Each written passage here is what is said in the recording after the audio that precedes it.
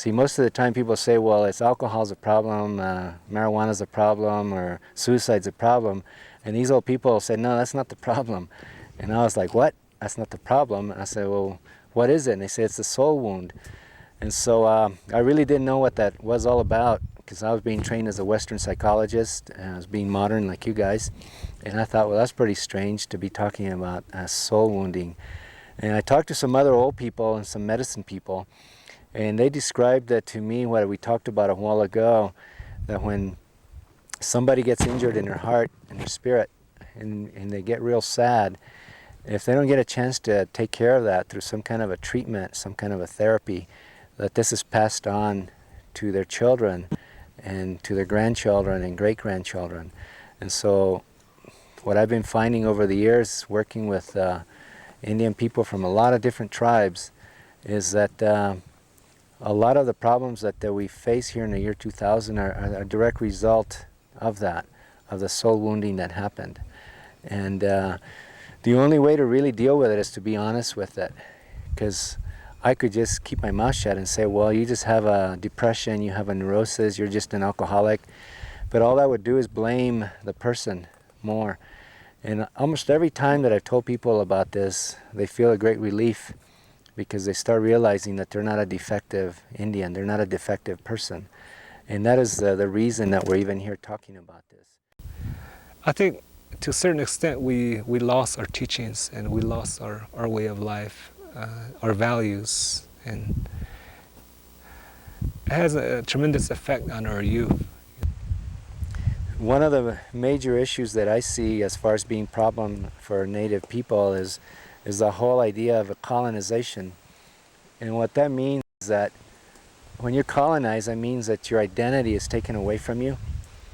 And that happened to Indian people, where language and religion, all kinds of customs, ways of growing food, ways of eating, those were taken away by the colonization process, and they were replaced by other things that we use today.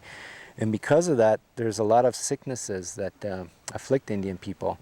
And I know one of the relatives is doing some work in the diabetes area, and there was no diabetes, as far as we know, even 200 years ago in this area. You know, there was, and 500 years ago there was no diabetes.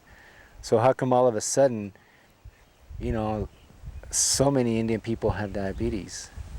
It can't be that they're defective. A lot of people try to say, well, it's genetic. You know, Indians have this genetic makeup that makes them alcoholic and it makes them diabetic. Well, I don't buy that. See, that's again blaming the creation of the Indian person themselves. And instead, I see it as a reaction to a lot of things that were done. And all of those things I call colonization of the native life world. And that's what creates a lot of the sicknesses that the native people have.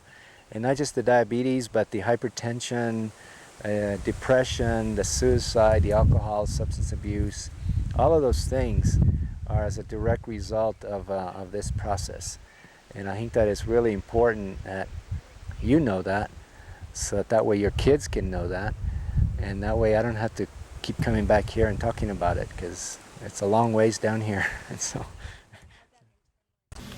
I noticed that when I had my daughter, I always had the intention in mind that I wanted to have a really close relationship with my daughter, as I did with my mom. My mom was so patient, so sweet. She treated me like I was her jewel. I wanted the same thing with my father, with my daughter. But as time went on,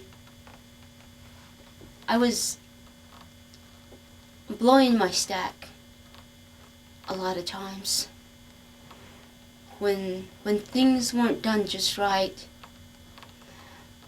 I felt like I yelled loud enough to raise the roof on our house. If things weren't put away just right, or if she broke something, I treated it like it was the end of the world. Little did I know I was carrying on the same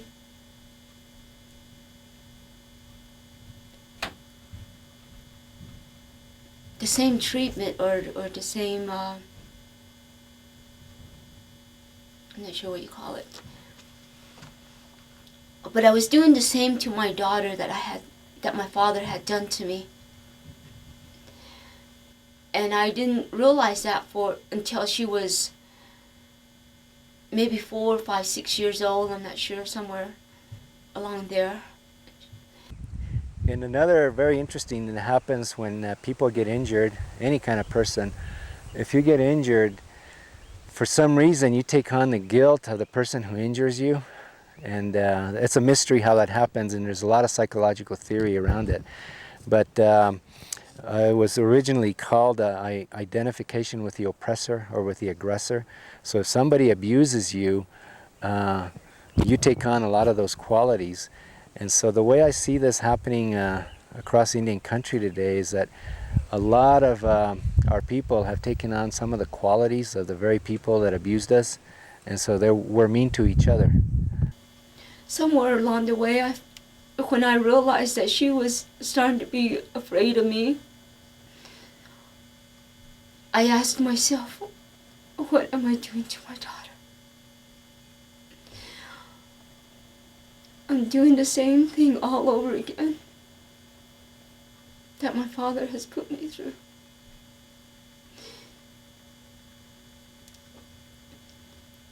And I guess I just had to set my mind on the fact that I was not going to do this anymore, and really focus on not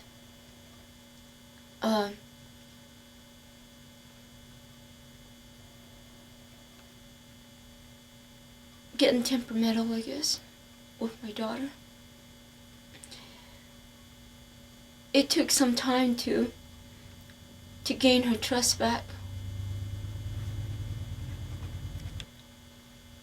And she slowly got to the point where she would show me something that she thought might be ruined, or something that might upset me. A lot of times people come to me and they say, well, like domestic violence, let's say. Usually that's Indian people hurting their own relatives, right? In domestic violence. They don't go outside the family, they hurt people that are right there present.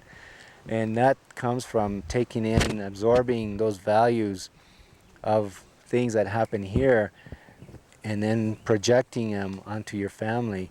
And the same thing with suicide. I see suicide as part of that internalized oppressor, where we have a lot of self-hate.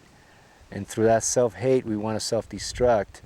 And we self-destruct with alcohol or drugs or by being violent to our family members. And so it's really important, again, psychologically, that we understand what happened here in Canyon de Chelly 100 or so years ago, because it has impact this very day here on this res or in other reses all over the country. There are Native people that are hurting each other, Native people that are killing each other, and we need to find out why is that happening. And to me, it's not good enough to say, well, that's because that's a violent Indian person. To me, that doesn't say anything. It's basically blaming the victim.